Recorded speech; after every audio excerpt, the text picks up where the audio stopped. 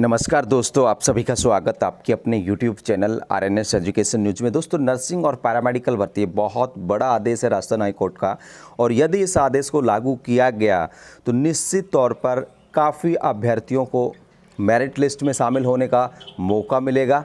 और अगर ऐसा होता है तो ये बेंचमार्क साबित होगा तमाम जो भर्तियां हैं राजस्थान के, उन सब के लिए बहुत बड़ा फैसला अपने आप में समझाते हैं और बताते हैं कि आखिर क्या कुछ ये मसला है और इसके मायने क्या हैं और इसका फाइनल जो जवाब है वो क्या रहने वाला है हमारे अकॉर्डिंग।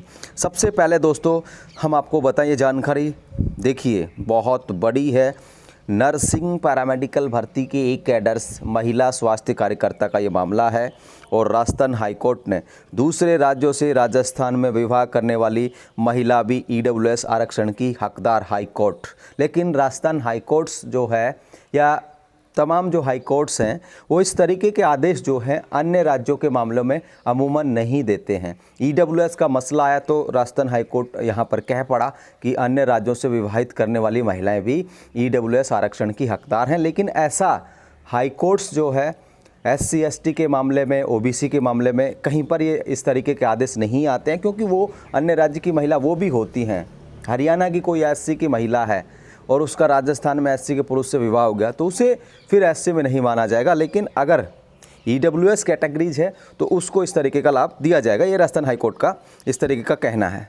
तो दोस्तों यहाँ पर आप लोग देख सकते हैं ANM भर्ती का ये मामला है, और राजस्थान हाईकोर्ट के जो जज हैं विनीत कुमार माथुर की एकल पीठ ने दूसरे राज्य से राजस्थान में विवाहित महिला को भी EWS आरक्षण का हकदार माना। कोर्ट ने माना कि भाई अन्य स्टेट्स की जो महिला अभ्यर्थी है ना, उसे EWS आरक्षण का लाभ दिया जाना चाहिए, इन्हें हकदार माना है।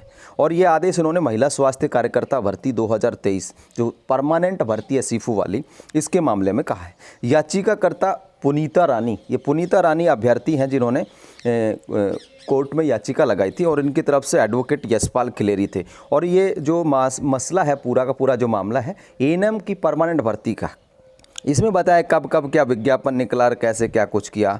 और याचिकाकर्ता ने अपना EWS वर्ग में आवेदन किया।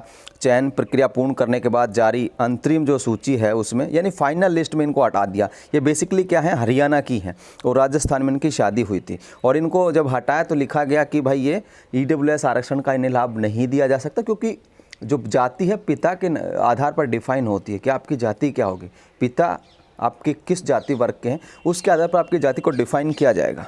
इसको लेकर हाईकोर्ट में चुनौती दी गई, और याचिका में बताया गया है कि भाई जो पुनीता रानी हैं 2014 में इनकी शादी हुई थी, और ये यहाँ तब से राजस्थान में हैं, और राज्य के सक्षम अधिकारी द्वारा इनकी जांच पड़ताल करके इनको EWS जारी किया गया। सबसे पहली गलती तो EWS जारी करने वाले उन अधिकारियों की है जो इन्होंने अन्य राज्य के होने के बावजूद भी इन्हें EWS स्कॉट किया, इन्हें जारी किया। देखिए दोस्तों, गलत चीज़ें गलत होती हैं। अब इन्होंने उसी आधार पर ये मांग कर दी है कि भाई इन्हें EWS का लाभ दिया जाए।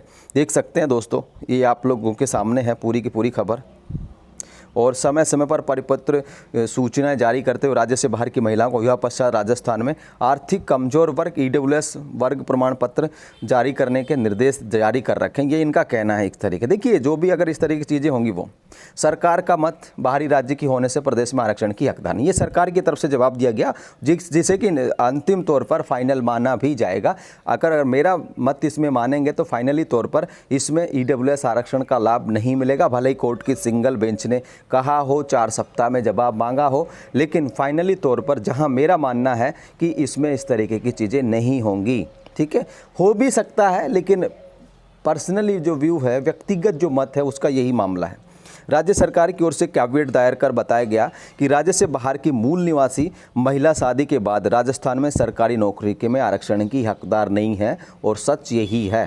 ठीक है, याची के अधिवक्ता ने बताया भारतीय संविधान के अनुच्छेद 16 ठीक है 2 के मुताबिक किसी भी नागरिक को जन्म स्थान या निवास के आधार पर राज्य के किसी भी पद या रोजगार के लिए पात्र नहीं ठहरा जा सकता, उसमें भेदभाव नहीं किया जा सकता। इस कारण राज्य सरकार द्वारा राज्य के विवाहित महिला को सरकारी नौकरी में EWS वर्ग से आरक्षण से वंचित करना गैर कानूनी और असंवैधानिक है।